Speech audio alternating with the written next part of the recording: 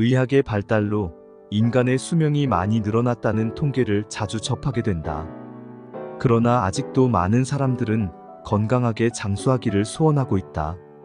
가장 관심 있게 볼 것은 아무래도 장수하는 사람들이 어떤 사고방식과 가치관을 갖고 있는가 하는 것이라고 생각된다. 세계적인 장수자들은 한결같이 자기 인생에 대한 태도가 매우 긍정적이다. 인생을 지나침 없이 절제하면서 즐기고 사는 법을 알고 있었다. 장수의 비결이 무엇이냐는 질문을 받으면 항상 웃음을 잃지 않고 생활하는 덕분이라고 대답했다고 한다. 웃음이나 유머가 넘치는 생활이 장수의 중요한 요인임을 명심하고 항상 웃음을 가까이 하자. 그러면 장수의 반은 이룬 셈이다. 사무엘 울만의 청춘이라는 글에 이런 구절이 있다. 나이를 먹는다고 해서 우리가 늙는 것이 아니다. 이상을 잃어버릴 때 비로소 늙는 것이다. 낙담하기보다는 나이가 무슨 상관이냐.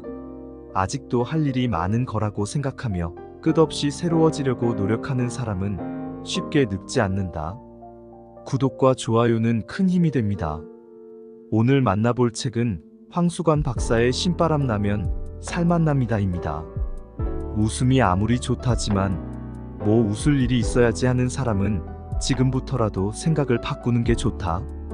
사랑, 기쁨, 웃음, 평온한 마음이 인체의 면역력을 높이고 건강을 증진시킨다는 것이 증명된 이상 안 된다는 말만 할 것이 아니다.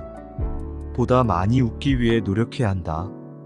물론 아직 웃음의 가치를 모르는 사람은 웃음이 얼마나 가치 있는 것인지 제대로 아는 것이 먼저이다. 특히 평범한 사람들의 감동적인 일화는 때로 찡한 눈물과 함께 잔잔한 웃음을 준다. 요즘에도 나는 가끔씩 기분이 좋지 않은 일이 있거나 머리가 무거울 때는 거울을 보면서 한번 웃어본다. 그리고 오늘도 기쁜 마음으로 열심히 하고 혼자 외쳐보기도 한다. 이렇게 자꾸 거울에 비친 자신을 바라보며 웃고 말을 걸다 보면 점차 좋아지는 자신을 발견할 수 있다. 그럼 이런 훈련이 왜 필요할까?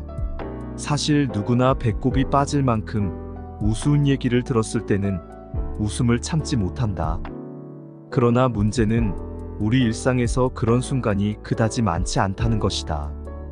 오히려 나오던 웃음마저 걷어가버리는 그런 상황에 처할 때가 많다.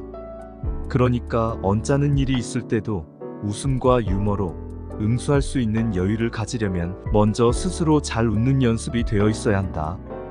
미국의 패트릭이라는 박사는 일찍이 거짓 웃음도 체내에서 진짜 웃음과 비슷한 화학적 반응을 일으킨다고 보고했다.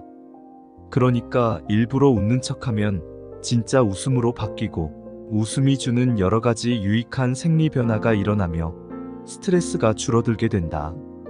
우리는 어릴 때만 해도 별 노력 없이 하루에 400번은 웃을 수 있었다. 그런데 어른이 되면서 매사에 진지한 표정을 짓지 않고 잘 웃으면 실없는 사람으로 보이기 쉽다는 생각 때문에 웃음을 많이 잃게 되었다.